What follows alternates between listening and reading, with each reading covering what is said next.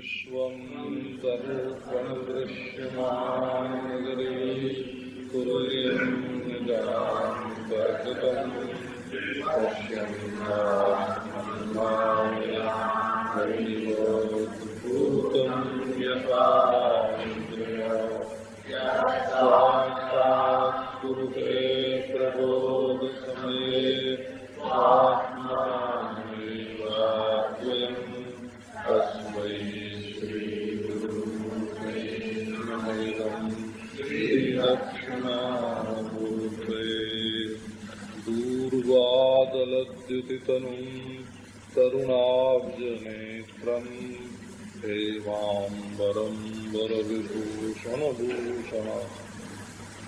कन्दर्पकोटिकमनीयकिशोरमूर्तिम् पूर्तिं मनोरथभुवां भज जानकीशम्।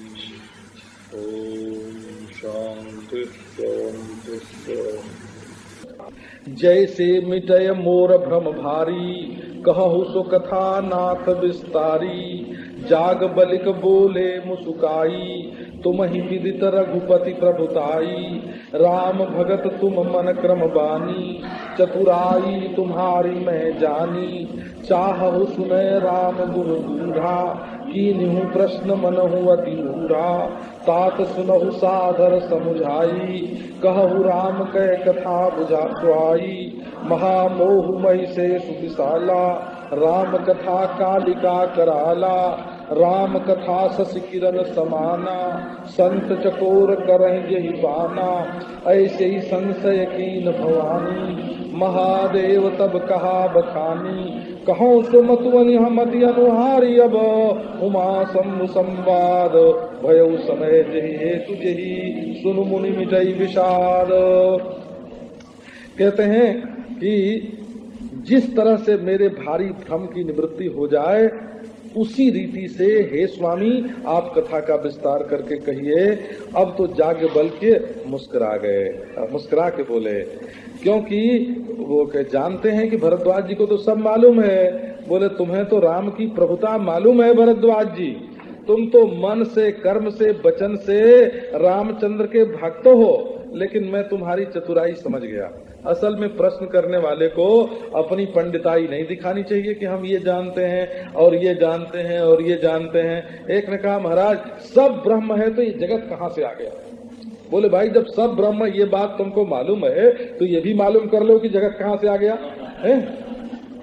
अरे पूछना तो ऐसे चाहिए ना कि महाराज जगत में तो हजारों चीजें दिख रही हैं और सब सच्ची मालूम पड़ रही हैं। तो जो वेदांती लोग कहते हैं कि सब ब्रह्म है सो कहते है ना, अनेक हमको दिख रहा है, एक तुम बताओ। अगर ये प्रश्न करो तो तुम्हें उत्तर दें, है ना। और तुम ये प्रश्न करोगे कि एक तो हमको दिख रहा है, अब ये अनेक कहाँ से आया सो तुम बताओ।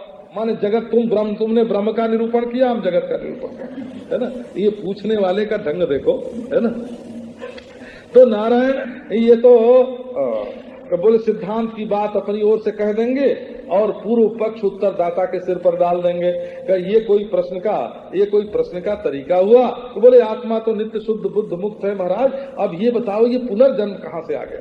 तो धन्यो बाबा पूछने वाले धन्यो, तुमको आत्मा नित्य शुद्ध बुद्ध मुक्त मालूम है लेकिन पुनर्जन्म नहीं मालूम है। हाँ, बोले कोई ऐसे कहे कि महाराज इस पुनर्जन्म के चक्कर में हम पड़े हैं, आवागमन के संसार के, इसमें आत्मा नित्य शुद्ध बुद्ध मुक्त कहाँ है वो बताओ हमको, है ना। ऐसी ना बात पूछना होता है। तो चाहु सुनई राम गुण गूढ़ा, तुम राम के गूढ़ गुण को सुनना चाहते हो, इसलिए तुमने ऐसे प्रश्न किया है मानो कोई बड़ा भारी मूढ़ हो। जब तक प्रश्नकर्ता अपने को मूढ़ नहीं बनावेगा, पंडित बनावेगा, तब तक उत्तरदाता उसको साफ साफ उत्तर देगा नहीं, क्योंकि मूढ़ को समझाने के लिए खुली बात करनी पड़ती है। तो इसलिए अब तात सुनहु सादर समुझाई, कहूँ राम कै कथा सुहाई। सो तुम हे शिष्य समझो, हे शिष्य अब मैं बड़े आदर के साथ तुम्हें सुंदर राम की कथा समझा के मैं कहता हूँ। ये महामोह जो है ना, ये महिषासुर है बड़ा भारी, और राम कथा जो है उस महिषासुर को मारने वाली कराल कालिका है। जैसे कालिका ने महिषासुर को मार दिया है, वैसे ये राम कथा जो है ये महामोह को मारने वाली है। अरे कोई राम कथा जाने और मोह रहे? राम कथा जो है ये चंद्रमा के किरणों के समान है और संत रूप चकोर उसका पान करते हैं। सो इसी प्रकार का संशय एक दिन भवानी पार्वती जी ने महादेव जी से किया था और महादेव जी ने रामचरित्र का वर्णन किया था। सो मैं भी अपनी बुद्धि के अनुसार अब वर्णन करता हूँ वही पार्वती और शंकर जी का संवाद। वो जिस समय हुआ, जिस कारण से हुआ, उसको तुम श्रवण करो। ये श्रवण करने से जो विषाद है तुम्हारे चित्त में वो मिट जाएगा और प्रसाद की प्राप्ति होगी।